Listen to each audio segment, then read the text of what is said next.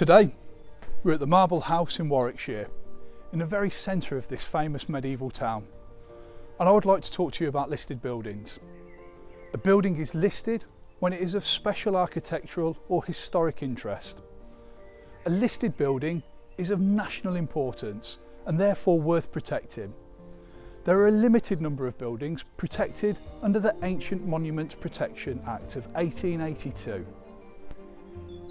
It was the bombing campaigns in World War II that created the desire to preserve a larger selection of the traditional buildings in the UK. Listed buildings account for less than 2% of English building stock, just 1 in 50. There are 3 different grades and ratings. Grade 1, buildings of exceptional interest, for instance Palace of Westminster. Grade 2, buildings that are of special interest, warranting every effort to preserve them. And Grade 2 star, like the Marble House, particularly important buildings of more than special interest. The older a building, the more likely it is to be listed. In order to make changes to a listed building, you may well need to apply for specialist listed building consent.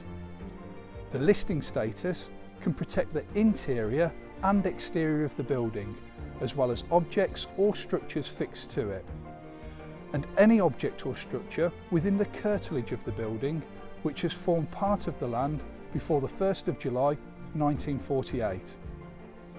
There are no general rules about what can and cannot be done, as each building is unique and will have been listed for reasons particular to that building. A local authority conservation officer can establish whether proposals are likely to affect a building's architectural or historical interest and therefore whether listed building consent is required. Listed building consent must then be obtained from the local planning authority.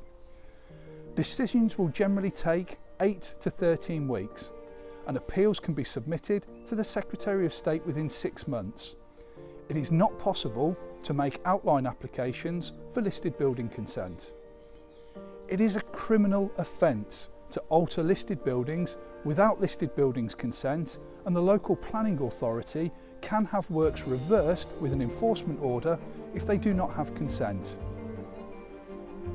Owners of listed buildings do not always perceive themselves in fact to be owners.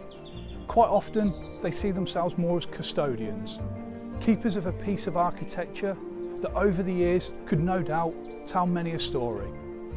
In their stewardship, they care and love for the property before passing it on to the next custodian.